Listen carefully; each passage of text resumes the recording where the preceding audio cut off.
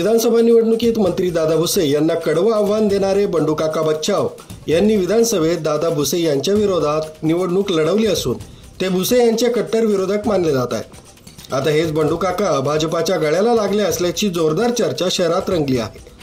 आगामी स्थानिक स्वराज्य संस्थांच्या निवडणुकांपूर्वी मालेगावात मोठ्या राजकीय हालचाली सुरू झाल्या। नुकतेच काँग्रेसचे तुषारदादा शेवाळे आणि प्रसाद बापू हिरे यांना सोडून भाजपनं ताकद वाढवण्याची रणनीती आखली आहे। याच पार्श्वभूमीवर भाजपकडून आणखी एक मोठा मास्टर स्ट्रोक पाहायला मिळू शकतो। मालेगाव तालुक्यातील प्रभावी नेते आणि 12 बलुतेदार मित्रमंडळाचे संस्थापक बंडूकाका बच्छाव यांच्या भाजप प्रवेशाच्या चर्चेला जोरदार वेग आलाय।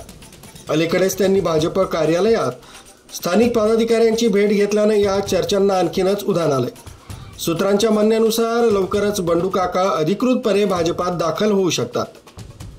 दरम्यान मनपा निवडणूक अगदी जवळ आल्या असताना जर भाजप शिवसेना युती झाली नाही तर प्रभाग क्रमांक 10 मधून सुनील आबा गायकवाड देवा पाटील ही जोडी भाजपाकडून निवडणूक रिंगणात उतरण्याची दाट शक्यता आहे।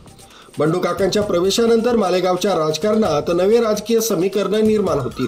शिवसेनेला कडवं आव्हान निर्माण होईल आणि भाजपची रणनीती पूर्णपणे बदलू शकते। आगामी महापालिका पंचायत समितीसह जिल्हा परिषदेच्या निवडणुकीत मोठी चुरस निर्माण होण्याची शक्यताही वर्तवली जाते। त्यामुळे मालेगावच्या राजकारणात मोठी उलथापालथ निश्चित झाल्याचं दिसून येत आहे। सगळ्या जबाबदार पदाधिकाऱ्यांच्या भेटीला मी आज आलो आणि सुदैवाने खुद्द सरकार आलो की आपले जे अध्यक्ष आहेत प्रदेश अध्यक्ष प्रदेशाच्या बॉडीवर सन्माननीय दादा साहेबांचा आज वाढदिवस आहे। आज जास्त न बोलता म्हणून आपली सगळ्यांची सदिच्छा भेट घेण्याचा विषय होता। तुम्ही सगळेजण या ठिकाणी आले। सगळ्या कोपरे साहेबांना सगळ्यांना